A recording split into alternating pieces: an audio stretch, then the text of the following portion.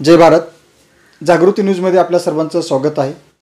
IIB के 10,000 से अधिक विद्यार्थियों को शासकीय वैद्यकीय महाविद्यालयों में MBBS के लिए प्रवेश। 11वीं 12वीं नीट और एम्स की संपूर्ण तैयारी के लिए महाराष्ट्र का एकमात्र IIB नांदेड़ और लातूर।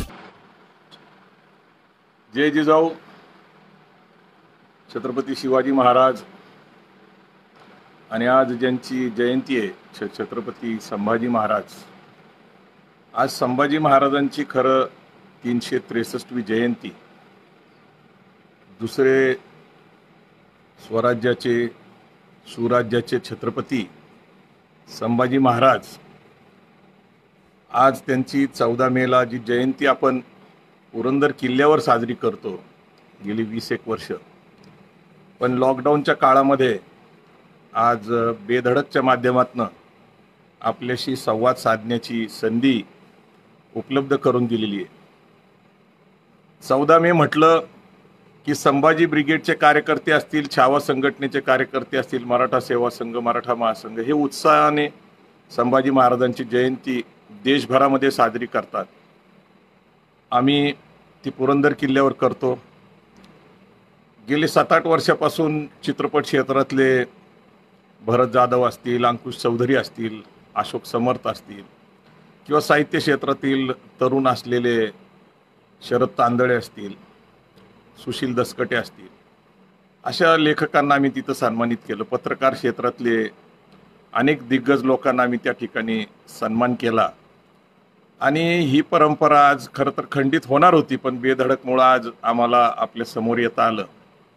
आज संभाजी महाराजांच्या जयंतीनिमित्त पूर्वनियोजित कार्यक्रमाप्रमाणे पुरंदर किल्ल्यावर आज सयाजी शिंदेंचं जे काम आहे झाडांच्या प्रती, त्यांनी जवळपास आतापर्यंत 5 लाख झाडं त्यांच्या मार्गदर्शनाखाली महाराष्ट्रात आणि अनेक ठिकाणी लावलेले। ते सुनेसृष्टीतले अत्यंत प्रसिद्ध असे कलाकार आहेत, त्यांचा आम्ही सन्मान ठेवला होता। छत्रपती संभाजी महाराजांची मालिका ज्यांनी लिहिली ते प्रताप गंगवणे यांचा सन्मान आम्ही ठेवला होता आणि श्रीराम पवार जे सकाळ समूहाचे मुख्य संपादक आहेत त्यांचा आज सन्मान आम्ही ठेवला होता पुरंदर किल्ल्यावर। परंतु हा कार्यक्रम येणाऱ्या ऑक्टोबर-नोव्हेंबरमध्ये जशी परिस्थिती सुधरल तसं पुणे येथे बालगंधर्व येथे करण्याचं नियोजन या समितीचे अध्यक्ष लोकेश उर्फ अजय सिंह सावंत यांनी जाहीर केलेले आहे। मी हे निवेदन थोडक्यात यासाठी केलं की संभाजी महाराजांच्या जयंतीच्या कार्यक्रमाची परंपरा आपल्या पुढे ठेवणं गरजेचं। आज मला जो विषय मांडायचा आहे तसं जर बघितलं तर आम्ही सगळ्यांच्या प्रयत्नाने आणि मुख्यतः डॉक्टर अमोलजी कोल्हे यांच्या प्रयत्नाने स्वराज्य रक्षक संभाजी मालिका आपण पाहत आहात, त्याचा मी सहनिर्माता आहे आणि अशी संधी डॉक्टर अमोल कोल्हेंनी मला दिली। त्या सिरियल बरोबर मी गेली 2-2.5 वर्ष सातत्याने संपर्कात होतो। त्यातली एक भूमिका माझी पुतणी प्राजक्ता गायकवाड यांनी केलेली आहे, संभाजीराजांच्या पत्नीची, आणि मला तिचा मोठा अभिमान आहे या सिरियलमध्ये तिने काम केल्याबद्दल। अनेक कलाकार असतील त्याच्यामध्ये, महेश कोकाटेंची तर जी भूमिका आहे अनुजी दत्तूची ती प्रचंड गाजली। खरं तर या सिरियल बाबतीत अमोलजी कोल्हे यांनी जो सातत्य ठेवलं होतं, गेली 15 वर्ष माझं त्यांच्याशी मैत्रीपूर्ण संबंध आहे। त्यांचं शंभूराजे हे बालगंधर्वमध्ये पहिलं नाटक पाहिलं, त्याच्यानंतर अनेक त्यांनी शिवाजी महाराजांची भूमिका केली, त्यानंतर राजा शिवछत्रपतीमध्ये, नितीन देसाईच्या सिरियलमध्ये, त्यानंतर निमसे कुटुंबाने मंदाताई निमसेंनी एक चित्रपट काढला होता जिजाऊ, त्याच्यामध्ये त्यांनी शिवाजी महाराजांची भूमिका केली आहे। परंतु त्यांना संभाजी महाराज काही स्वस्त बसून देत नव्हते आणि म्हणून त्यांनी संभाजी महाराजांची सिरियल अख्ख्या महाराष्ट्राला दाखवली, अख्ख्या देशाला, अख्ख्या जगाला। दरम्यानच्या काळामध्ये लॉकडाऊनमध्ये आता ती सतत सलग 4 तास चालू असते। आदरणीय शरद पवार साहेब ती पूर्ण वेळ बघतात आणि मधल्या अनेक एपिसोडच्या काळामध्ये त्यांनी अनेक इतिहासकारांशी त्या सिरियलबद्दल चर्चा केली, त्याच्या सत्यतेबद्दल, आणि काल प्रताप गंगवणे यांच्याशी सुद्धा त्यांनी चर्चा केली। म्हणजे सिरियल पाहिल्यानंतर त्याच्यातले काही तपशील समजून घेणं आणि त्याच्याबद्दल चर्चा करणं हे शरद पवार साहेबांचं मला कौतुक वाटलं। सुप्रियाताई सुळेंनी त्याच्याबद्दल चौकशी केली आणि अनेक लोक। मी हे का सांगितलं तर सिरियलच्या माध्यमातून मोठ्या प्रमाणामध्ये संभाजीराजे आता नव्याने समजलेले. छत्रपती शिवाजी महाराजांचा राज्याभिषेक करण्याचा निर्णय झाला त्यावेळेस खऱ्या अर्थाने इथल्या वैदिक ब्राह्मणी व्यवस्थेने त्यांच्या राज्याभिषेकाला विरोध केला आणि तो विरोध झाल्यानंतर खऱ्या अर्थाने गागा भट्टाला काशीवरनं आणून छत्रपती शिवाजी महाराजांनी 6 जून 1674ला आपला राज्याभिषेक केला आणि तिथंच खऱ्या अर्थाने एक नवीन सामाजिक संघर्षाला सुरुवात झाली. कारण शूद्र माणूस राजा झाला इथल्या व्यवस्थेला ते काय मान्य नव्हतं आणि खऱ्या अर्थाने मुघलशाही, आदिलशाही, कुतुबशाही, निजामशाही यांच्याबरोबर छत्रपती शिवाजी महाराजांचा जो लढा होता तो आता एका नवीन सामाजिक संघर्षाने पुढे चालला होता. याची चाहूल छत्रपती शिवाजी महाराजांना होतीच होती. परंतु ही चाहूल संभाजी महाराजांना सुद्धा होती. संभाजी महाराजांनी बुधभूषण हे राजकारणावरचं अत्यंत प्रसिद्ध पुस्तक लिहिलं वयाच्या 12व्या वर्षी. 7 शतक, नायिका भेद अशा प्रकारची पुस्तकं त्यांनी लिहिली. 4 ग्रंथ त्यांचे आहेत. त्यापैकी मी मोळक कुटुंब जे आहे, ज्ञानेश्वर मोळक असतील किंवा शैलजाताई मोळक असतील, त्यांचं एकूण कुटुंबाचं मी आभार मानतो. कारण त्यांनी बुधभूषण हे संस्कृत असलेलं पुस्तक हे मराठीमध्ये डॉक्टर राम ताकवलेंना सांगून त्यांनी लिहून घेतलं, प्रसिद्ध केलं. आतापर्यंत त्याच्या 10,000 कॉपीज महाराष्ट्र आणि जगभरामध्ये गेले. कारण हे योगदान जाता जाता मला सांगायला लागेल. मी काही इतिहासावर बोलणार नाही. मी जाता जाता काही गोष्टी, काही महत्त्वाचे संदर्भ या ठिकाणी सांगणार आहे. जसं सिरियलचं सांगितलं तसं आता बुधभूषण पुस्तकाचं सांगितलं. त्याचं कारण असं आहे की आपल्याला सगळ्यांना इतिहास आता सिरियलच्या माध्यमातून कळलेला आहे. अनेक शिवव्याख्याते आहेत, अनेक शंभू व्याख्याते आहेत.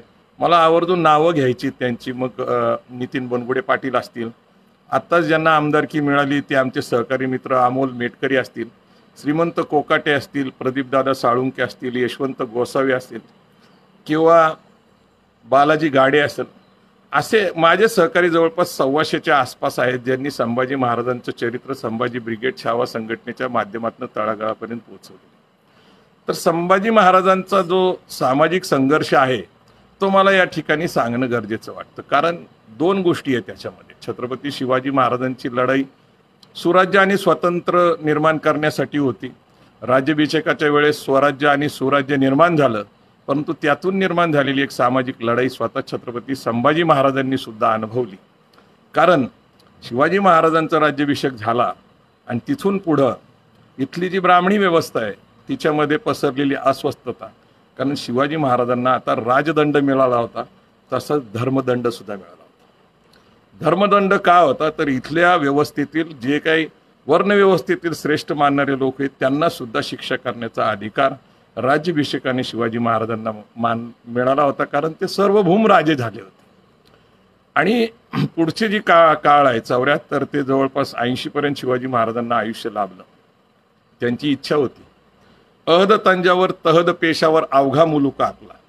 आणि या राज्याची कल्पना ही तंजावरपासून पेशावरपर्यंत असेल हा विचार छत्रपती शिवाजी महाराजांनी दिला. पण 3 एप्रिल 1680ला शिवाजी महाराज आपल्यातनं गेले. शिवाजी महाराजांचं ते अपूर्ण राहिलेलं स्वप्न हे खऱ्या अर्थाने संभाजी महाराज हे स्वराज्याचे दुसरे छत्रपती यांना पूर्ण करायचं होतं.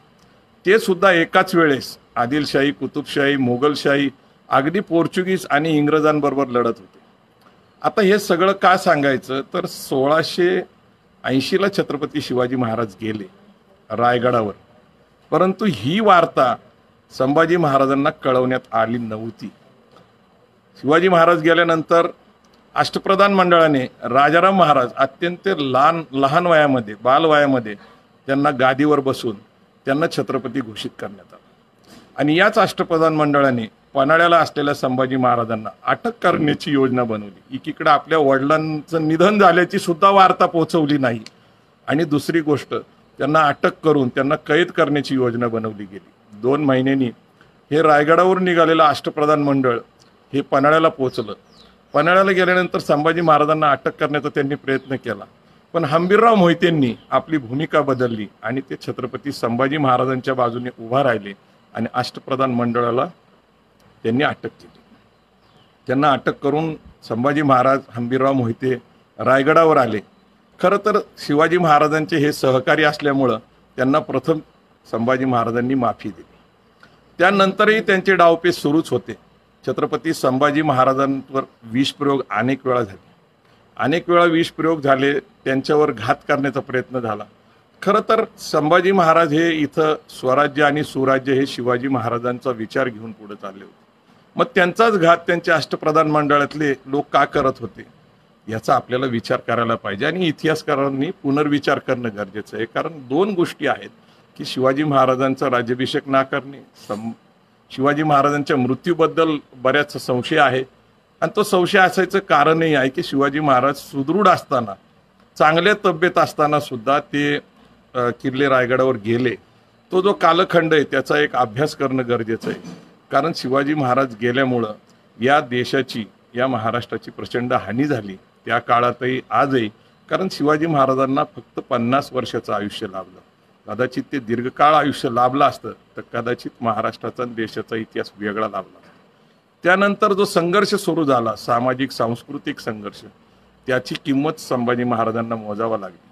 संभाजी राजांच्या चरित्राबद्दल जर बोलायचं म्हटलं तर त्यांनी एकच पत्नी त्यांची, परंतु त्यांच्याबद्दल मग थोरातांची कमळा असेल, मोहितेंची मंजुळा असेल, गोदा असेल अनुजी दत्तूची, किंवा जेबुनिसा असेल ही औरंगजेबाची मुलगी, तर ह्या अशा मनजडीत कहाण्या बखरीच्या माध्यमातून रंगवल्या गेल्या. त्यांना बदफैली ठरवण्यात आलं. त्यांच्याबद्दल अनेक अशा कहाण्या लिहिल्या गेल्या आणि खऱ्या अर्थाने वयाच्या 32व्या वर्षी आपलं बलिदान देणाऱ्या या छत्रपती संभाजी महाराजांना प्रचंड बदनाम बखरीच्या माध्यमातून करण्यात आलं. संभाजी ब्रिगेड ही संघटना 1997ला संभाजी महाराजांच्या प्रेरणेने उभा राहिली आणि तिने अनेक इतिहासकार दिले, अनेक लेखक दिले, अनेक वक्ते दिले. संभाजी महाराजांची गेली 350 वर्षामध्ये झालेली बदनामी धुवून काढण्याचा संकल्प आम्ही केला होता आणि या डॉक्टर अमोल कोल्हेंच्या माध्यमातून स्वराज्य रक्षक संभाजीराजे या मालिकेच्या माध्यमातून आम्हाला बऱ्यापैकी चांगलं यश आलेलं आहे. परंतु हा जो इथला सामाजिक सांस्कृतिक संघर्ष आहे तो वर्णव्यवस्थेतला असेल, जाती व्यवस्थेतला असेल, तो संपला पाहिजे. कारण संभाजी महाराजांच्या सारखी प्रेरणा जर इथल्या तरुणांना मिळाली तर अनेक गोष्टी घडू शकतात. कारण संभाजी महाराज साहित्यिक होते, ही गोष्ट संभाजी ब्रिगेडने प्रथम पुढे आणली, मोठ्या प्रमाणामध्ये पुढे आणली. म्हणजे ते नव्हते असं नाही, कारण त्यांच्याबद्दल पूर्वीच त्यांचं बुधभूषण भाषांतरित झालं होतं. नंतर ते मोळ कुटुंबाने अधिक चांगल्या प्रकारे पुढे आणलं. त्यांचं 7 शतक, नायिका भेद हे जे अजून साहित्य आहे ते अजून प्रकाशित नाही. ते साहित्यिक होते, ते चांगले धुरंधर लढवई होते. त्यांनी अनेक लढाया केल्या. 9 वर्षामध्ये जवळपास 350 पावणे 400 लढाया केल्या. पोर्चुगीजांचा गोवा सुद्धा ताब्यात घ्यायचा प्रयत्न केला. इंग्रजांची वखार सुद्धा त्यांनी ताब्यात घ्यायचा प्रयत्न केला. औरंगजेब शेवटी या महाराष्ट्राच्या मातीमध्ये औरंगजेब हा औरंगाबादला शेवटी त्यांनी प्राण सोडलं. त्याला परत जाता आलं नाही. त्याची खुलताबादला समाधी आहे. कारण इथल्या मराठ्यांना संपवण्यासाठी आलेला औरंगजेब 28 वर्ष महाराष्ट्रात राहिला. संभाजी महाराजांचा लढा होता. त्यानंतर ताराराणी कोल्हापूरच्या 7 वर्ष लढल्या. ताराराणीबद्दल अनेक गोष्टी आपल्याला पुढे आणाव्या लागतील. ताराराणीचं राज्य, ताराराणीचा कारभार, ताराराणीवर प्रचंड अन्याय झालेला आहे. छत्रपती शिवाजी महाराजांच्या नंतर संभाजी महाराजांनंतर राजाराम महाराज, ताराराणी. पण दुर्दैवाने मला सांगावंसं वाटतं की पुढं छत्रपती शिवाजी महाराजांच्या प्रेरणेने आटकेपार झेंडे लावले गेले. मराठ्यांनी झेंडे लावले ही गोष्ट खरी आहे, परंतु इतिहास काय लिहिला गेला? आटकेपार झेंडे पेशवेंनी लावले आणि पानिपतचं युद्ध मराठे हारले. हे कलम कसाई नावाचा शब्द महात्मा फुलेंनी वापरला होता. महात्मा फुले म्हणायचे की कलम कसाई आहे म्हणजे शब्दाच्या जोरावर, लेखणीच्या जोरावर एखाद्याला बदनाम करणं, त्याला उद्ध्वस्त करणं, अशा प्रकारची प्रवृत्ती महाराष्ट्रामध्ये वाढलेली होती. 1899ला ज्यावेळेस छत्रपती शाहू महाराज कोल्हापूरचे यांचा राज्याभिषेक नाकारण्यात आला होता, त्यानंतर त्यांचा 1899ला झाला. 1899ला हे खरं तर पंचगंगेमध्ये ज्यावेळेस स्नान करायला गेले होते शाहू महाराज, ते स्नान करत असताना त्यांचा जो भटजी होता तो पुराणोक्त मंत्र म्हणत होता आणि राजाला शास्त्रयुक्त पद्धतीने वेदाच्या मंत्राचा अधिकार आहे हे शाहू महाराजांना सांगण्यात आलं. आणि ज्यावेळेस त्यांनी त्यांच्या भटजीला विचारलं की बाबा तू पुराणोक्त मंत्र का म्हणतो, तर ते म्हणले की तुम्ही शूद्र आहात आणि शूद्राला पुराणोक्तच मंत्र म्हणावं लागतात, वेद मंत्र म्हणता येत नाही. आणि तो संघर्ष 1899 ते 1901 पर्यंत तो मोठ्या प्रमाणामध्ये या पश्चिम महाराष्ट्रामध्ये चालला. लोकमान्य टिळकांनी त्याच्यात उडी घेतली आणि त्याच्यामध्ये त्यांनी सप्टेंबर महिन्यामध्ये 1901 मध्ये केसरी मराठामध्ये एक लेख लिहिला की छत्रपती शाहू महाराजांनी वेदाच्या अधिकाराचं खूळ सोडून द्यावं. ते शूद्र आहेत. छत्रपती थोरले शिवाजी महाराज हे सुद्धा शूद्रच होते, पण ब्राह्मणांवर त्यांनी उपकार केले म्हणून त्यांना क्षत्रियत्व बहाल करण्यात आलं. अशा प्रकारचा एक आग्रहलेख लिहिला गेला असं आम्ही ऐकण्यात आलं. तर 1899 ते 1901चा संघर्ष पुढे 1932 मध्ये महाराष्ट्रामध्ये ब्राह्मणेतर चळवळीमधून रूपांतरित झाला.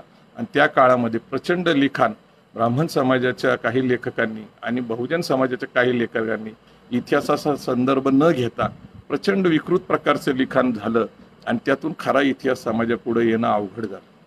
संभाजी महाराजांचं जीवनचरित्र जर पाहिलं तर संपूर्ण संघर्षच दिसतो. वयाच्या 8व्या वर्षी आग्र्याला शिवाजी महाराज घेऊन गेले. ज्यावेळेस ते जन्मले त्यांच्या आई निर्वर्तल्या, त्यांना धारवूने दूध पाजलं, जिजाऊंनी संस्कार केले, आई त्यांना लाभली नाही. वयाच्या 8व्या वर्षी आग्र्याला शिवाजी महाराजांबरोबर गेले. तिथं त्यांना बंदिस्त करण्यात आलं. शिवाजी महाराजांना बंदी करून आपल्या वडिलांचं काय बरं वाईट होईल का हे सुद्धा त्यांनी त्या ठिकाणी अनुभवलं. त्यानंतर ते शिवाजी महाराजांबरोबर तिथून निसटले. जो काही प्रवास त्यांना करायचा होता शिवाजी महाराजांना, त्यांच्या लक्षात आलं की कदाचित मुघलांचे लोक आपल्याला पकडतील, एक छोटा मुलगा आपल्याबरोबर आहे ही बातमी जर कुठं कळाली, म्हणून त्यांना काशीला ठेवण्यात आलं. काशीला ठेवून शिवाजी महाराज राजगडावर पोहोचले आणि राजगडावर पोहोचल्यानंतर त्यांनी जाहीर करून टाकले की संभाजी महाराज प्रवासातच गेले आणि त्यांचा अंत्यविधी आणि त्यांचं श्राद्ध सुद्धा घालण्यात आलं. जिवंतपणे श्राद्ध घालण्यात आले संभाजी महाराजांचं. याचं मोठं दुर्दैव आहे.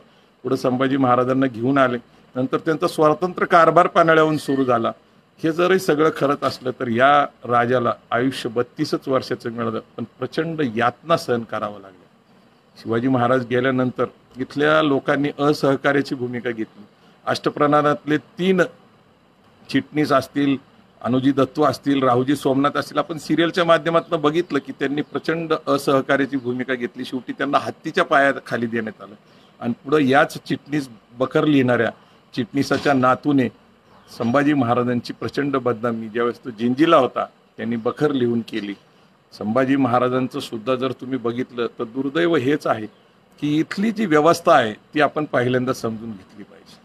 इथं ब्राह्मण, क्षत्रिय, वैश्य आणि शूद्र ही वर्णव्यवस्था आहे आणि ती वर्णव्यवस्था आता संपुष्टीत आली पाहिजे. महात्मा ज्योतिबा फुले असतील, छत्रपती शाहू महाराज असतील, डॉक्टर बाबासाहेब आंबेडकर असतील, सयाजीराव गायकवाड असतील, स्वतंत्र भारतामध्ये या सगळ्यांनाच वाटत होतं की जाती व्यवस्थेचा अंत झाला पाहिजे. जाती व्यवस्थेचा अंताची आपण अपेक्षा करतो, परंतु जाती नष्ट करण्यासाठी कुठलाच कार्यक्रम आपल्या सरकारकडे पण नाही आणि आपल्या सामाजिक चळवळींकडे पण नाही. जाती अंताच्या लढाईचं मला नेहमी बोलावं का वाटतं. मी कुठल्याही जातीच्या विरोधात नाही, ना ब्राह्मण जातीच्या विरोधात, पण इतिहासात घडलेल्या घटनेवरून आज वितुष्टा निर्माण होतात. म्हणून इतिहासातील वाद संपवल्याशिवाय वर्तमानातले वाद संपणार नाही. इतिहासातील द्वेष संपवल्याशिवाय वर्तमानातले द्वेष संपणार नाही. कारण हा भारत देश आज ज्या परिस्थितीतनं चाललेला आहे, या परिस्थितीमध्ये आपण सगळ्या जणांनाच अनेक वेळा विचार करावा लागतो की संभाजी महाराजांचं जीवनचरित्र आणि शेवट मी संभाजी महाराजांचं जे शेवटचा कालखंड आहे की संभाजी महाराजांना अटक करण्यात आली, ती संकेश्वरला अटक करण्यात आली रत्नागिरीचे तिथं, आणि तिथून पुढे त्यांचा जो जीवन प्रवास आहे तो शेवट आहे तो फार भयानक आहे. कारण संकेश्वर पासून अगदी इकडं तुळापूरला आणसपर्यंत किंवा वडूला आणसपर्यंत हा जवळपास 1.5-2 महिन्याचा कालखंड आहे. असं म्हटलं जातं की मराठ्यांनी का प्रयत्न केला नाही. एक संशय व्यक्त केला जातो की का नाही संभाजी महाराजांच्यासाठी मराठी लढले, तशा प्रकारचं युद्ध झालं नाही असंही म्हटलं जातं. परंतु तसं नाही आहे. मराठ्यांनी योजना बनवल्या पण त्यांना यश आलं नाही. औरंगजेबानी मात्र स्वतः ज्या छत्रपती संभाजी महाराजांना अटक केली त्याला अनेक आमिषा दाखवल्या, अनेक गोष्टी सांगितल्या. इतिहासात मात्र वेगळं सांगितलं की बाबा माझ्या मुलीशी लग्न करतो का, मुस्लिम धर्म स्वीकारतो का. तर हे काय औरंगजेबालाही अपेक्षित नव्हतं. आणि तशा पण औरंगजेबाने 2 प्रश्न विचारले इतिहासामध्ये संभाजी महाराजांना, की तुझा खजिना कुठं ठेवलेला आहेस? कारण तो खजिना जोपर्यंत तुझ्याकडे आहे तोपर्यंत तू आमच्या विरोधात लढणार आहे, आणि माझ्या सैन्यामधले किंवा सरदारांमधले कुठले लोक तुला फितूर आहेत, या 2 गोष्टी सांग. पण संभाजी महाराजांनी शेवटी प्राणपणाला लावलं आणि संभाजी महाराज गेले. परंतु संभाजी महाराजांनी कुठलीही गोष्ट औरंगजेबाला अपेक्षित असलेली सांगितली नाही. संभाजी महाराजांचा शेवट तर प्रचंड दयनीय आहे. श्रीमंत कोकाटे असतील, काही इतिहासकार असतील, धर्मशास्त्राचा अभ्यास केला तर असं लक्षात येतं की वेदमंत्र पठन करणं, वेदाचं ज्ञान घेणं, अगदी बुधभूषण हा संस्कृतमधला ग्रंथ आहे, संस्कृतचं ज्ञान घेणं, तर शूद्रवर्णाच्या माणसाला त्याची किंमत मोजावं लागते. म्हणजे असं धर्मग्रंथात लिहिलं की एखादा शूद्र असेल, त्यांनी जर ज्ञान ग्रहण केलं तर त्याच्या कानात शिसं वाटावं, त्यांनी जर ज्ञान उच्चारलं म्हणजे वेद असतील किंवा संस्कृतचे उच्चार केले तर त्याची जीभ छाटावी, आणि त्यांनी संपूर्ण जर पठन केलं तर त्याचे डोळे छिन्नभिन्न करावेत आणि त्याचं शरीर छिन्नभिन्न करून मारावं. तर संभाजी महाराजांचा जो शेवट झालेला दिसतो तो धर्मशास्त्राच्या नियमाप्रमाणे जर आपण पाहिलं, औरंगजेबाने जरी त्यांना मारलं असलं तरी औरंगजेब असेल किंवा त्या काळामध्ये सर्व कालखंडामध्ये आज जसं राज्यघटनेचा इंडियन पिनल कोड आहे, शिक्षा कुठल्या प्रकारची द्यायची, त्याला फाशीची शिक्षा द्यायची का त्याला गोळी गारून मारायचं का त्याला जन्मठेप द्यायची, इंडियन पिनल कोड प्रमाणे आपल्याला शिक्षा होती. तर इंडियन पिनल कोड त्या काळामध्ये मनुस्मृतीचं होतं. औरंगजेबाने जरी शिक्षा दिली असली तरी धर्मशास्त्राचा आधार घेऊनच ती शिक्षा द्यायला लागली. आणि संभाजी महाराजांचा गुन्हा त्या काळामध्ये जसं औरंगजेबाच्या विरोधात ते लढत होते, निजामशाहीच्या विरोधात, कुतुबशाहीच्या विरोधामध्ये, मुघल काळात त्यांनी लढाया केल्या, पोर्चुगीजांबरोबर केल्या, परंतु दुसरा एक त्यांचा गुन्हा असा होता की त्यांनी इथल्या धर्मशास्त्राचं जे काही ज्ञान मिळवलं होतं तो गुन्हा होता. आणि हा संघर्ष महात्मा ज्योतिबा फुलेंच्या काळामध्ये खऱ्या अर्थाने सामाजिक चळवळींच्या माध्यमातून पुढे आला. आपल्याला कुणाचाही द्वेष करायचा नाही, आपल्याला कुणाचाही नावं ठेवायची नाही, परंतु पुढचा जो काळ आहे या भारताचा हा जागतिकीकरणाचा काळ आहे. आणि जागतिकीकरणाच्या काळामध्ये आपण या सगळ्या गोष्टी विसरल्या पाहिजे. मग तुम्ही म्हणताल की मी याचं स्मरण का करतो, तर संभाजी महाराजांच्या जयंतीच्या निमित्ताने संभाजी महाराजांवर अन्याय झाला, संभाजी महाराजांचा खोटा इतिहास लोकांपर्यंत पोहोचवला गेला, त्यांना बदनाम केलं, त्यांना बदफैली, त्यांना दारुडा हे सगळं लावलं गेलं. परंतु आज मला अभिमान वाटतो डॉक्टर अमोल कोल्हेंचा, त्यांच्या टीमचा, की त्यांनी संभाजी महाराजांच्या माध्यमातून जी मालिका निर्माण केली. प्रताप गंगवणेंचं तर किती कौतुक करावं आणि किती नाही मला माहीत नाही, कारण त्यांना पुरस्कारही मिळाले या सिरियलच्या लेखनासाठी. जी अवॉर्ड त्यांना मिळालं सर्वोत्तम लेखक म्हणून. त्यांनी ज्या प्रकारे ती सिरियल हाताळली त्या सिरियलच्या माध्यमातून आज खरा इतिहास पुढे आलेला आहे. डॉक्टर अमोल कोल्हेंना या सर्व गोष्टीचं जसं योगदान आहे तसंच माननीय शरद पवार साहेबांनी त्यांना खासदारकीची जबाबदारी दिली आणि त्यांच्या संभाजी महाराज सिरियलच्या योगदानाबद्दल मी त्यांना हा पुरस्कार मिळाला असंच समजतो. हे तसं घेऊ नये, परंतु ही गोष्ट अशी आहे की संभाजी महाराज शिवाजी महाराजांची भूमिका करणारा वैचारिक प्रबळ झालेला एक कार्यकर्ता नेता आज संसदेमध्ये गेला, संभाजी महाराजांच्या प्रेमापोटी गेला, संभाजी महाराज जगण्यापोटी गेला. आणि आज माझे सहकारी कार्यकर्ते अमोल मेटकरी हे संभाजी महाराजांचं व्याख्यान देत महाराष्ट्रभर गेली 10-15 वर्ष फिरत होते. शिवाजी महाराज, महात्मा ज्योतिबा फुले, डॉक्टर बाबासाहेब आंबेडकर या माध्यमातून ते जात होते. आणि आज अमोल मेटकरींना आमदारकीची संधी मिळाली. तर महापुरुषांचा खरा विचार, खरा संघर्ष आपण जोपर्यंत समजून घेत नाही त्यातनं नेतृत्व आणि समाज घडत नाही. आणि या संभाजी महाराजांच्या जयंतीच्या निमित्ताने इथला जी व्यवस्था आहे ती आपण नीट पाहिली पाहिजे, कारण शिवशाही पेशवाईत परावर्तित झाली. संभाजी महाराज गेले, त्यानंतर ताराराणींनी लढाई दिली, शाहू महाराज सातारच्या गादीवर बसले, पण राज्यकारभार सगळा पुण्याला आला आणि पुण्यातनं पेशवाईचा कारभार सुरू झाला. आणि पेशवाईचा जवळपास 125 वर्षाचा इतिहास मला सांगणारा कुणीच भेटला नाही. बाजीरावच्या कर्तृत्वाबद्दल बोललं जातं, पण बाजीरावचा इतिहास माझ्या समोरही नाही. बाजीराव मस्तानी नावाची सिरियल आली, बाजीराव मस्तानी नावाचा चित्रपट आला, पण बाजीरावला न्याय देणारा एकही असा कुठला मला इतिहास पाहायला मला ऐकायला मिळाला नाही. म्हणून 125 वर्षाची मराठेशाही म्हणायचं का पेशवाई म्हणायचं, कारण मराठेशाही म्हणायचं म्हटलं तर छत्रपती शिवाजी महाराजांना सुराज्य स्वराज्य याच्यावर प्रेम होतं. 125 वर्षाचा इतिहास दडपला गेला का? 125 वर्षाच्या इतिहासामध्ये काही घडलंच नाही का? आणि जर जे काही घडलं ते पानिपतच्या युद्धामध्ये घडलं असं जर म्हणायचं म्हटलं तर पानिपतचं युद्ध मराठे का हरले? तर सदाशिवराव भाऊ म्हणतात की महाराष्ट्राच्या बाहेर मराठ्यांना मित्र निर्माण करता आले नाही, कारण मराठे बाहेर पडले आणि महाराष्ट्राच्या आणि देशाच्या कानाकोपऱ्यामध्ये त्यांनी त्यांची राज्य निर्माण केली. आज बडोद्याला गायकवाड असतील, ग्वालियरला शिंदे असतील, इंदोरला होळकर असतील, धारला पवार असतील किंवा अगदी कलकत्ता, मध्य प्रदेश अशा असंख्य ठिकाणी, अगदी बेंगलोर, मैसूर, कर्नाटकमध्ये आहेत. त्यानंतर तिकडं दक्षिणेमध्ये तामिळनाडू असेल त्या ठिकाणी सुद्धा मराठी आहेत. व्यंकोजी राजेंचं राज्य आजही तंजावरला अस्तित्वात आहेत. परंतु दुर्दैवाने छत्रपती शिवाजी महाराजांचा विचार, त्यांची प्रेरणा, त्यांचं स्वराज्य आणि सुराज्य हे पुढचे 125 वर्षाच्या पेशवाईच्या इतिहासामध्ये त्यांचा विचारही संपुष्टीत आला. कारण पेशवाईबद्दल असं सांगितलं जातं की 12 बलुत्यांना कशा प्रकारची वागणूक दिली जात होती, अस्पृश्यांना कशा प्रकारची वागणूक दिली जात होती. मग ज्या शिवाजी महाराजांची प्रेरणा आणि विचार घेऊन पुढचं मराठेशाहीचं राज्य चाललं पाहिजे होतं. म्हणजे आश्चर्य वाटतं की अनेक गोष्टीबद्दल मी विचार करतो. बलोन खान पठाणला 3 वेळा पकडलं होतं का 2 वेळा पकडलं होतं, त्याला सोडून दिलं खंडणी घेऊन, आणि तोच बलोन खान पठाण पुढं परत चालून आला आणि त्यांनी पानिपतच्या युद्धामध्ये मराठ्यांना हार पत्करावा लागली. आपण इतिहास विसरलो. कारण ज्या वेळेस प्रतापराव गुजरांनी हीच चूक राज्याभिषेकाच्या आधी केली होती, तर त्यांना सांगितलं की स्वतःला सरनोबत म्हणवता आणि शेवटी शिपाईगिरीच केली. आपण सगळ्यांनी वेडात निघाले दौडले मराठे सात, नेसरीला प्रतापराव गुजर परत चालून गेले होते आणि चालून गेल्यानंतर त्या संपूर्ण मोगलांच्या फौजेमध्ये ते संपले. कारण 7 लोक वेडात गेले होते. कारण शिवाजी महाराजांनी त्यांना म्हटलं होतं की नुसतंच स्वराज्याच्या राज्याभिषेकाच्या निमित्ताने मला शस्त्र द्रव्य किंवा पैसा नको होता, तर मला ह्यांना सबक शिकवायची होती, एक दहशत निर्माण करायची होती. आणि तसंच जर ते झालं असतं तर पानिपतचं युद्ध घडलं नसतं आणि मराठेशाही राहिली असते. दुर्दैवाने दुसरी एक 125 वर्ष मराठ्यांचं राज्य महाराष्ट्रात होतं का पेशवाईचं, याच्यावर वादविवाद होऊ शकतात. परंतु मराठ्यांनी दिल्ली तख्त ताब्यावर घेतलं, परंतु दिल्ली तख्तावर एकही मराठा बसला नाही, छत्रपती बसला नाही. मला नेहमी वाटतं की छत्रपती शिवाजी महाराजांचं स्वप्न होतं दिल्लीच्या तख्तावर बसायचं. तीच प्रेरणा संभाजी महाराजांची होती. 2 छत्रपतींना ते शक्य झालं नाही. स्वतंत्र भारतामध्ये आपण दुसरा शिवाजी असं यशवंतराव चव्हाणांना म्हणतो.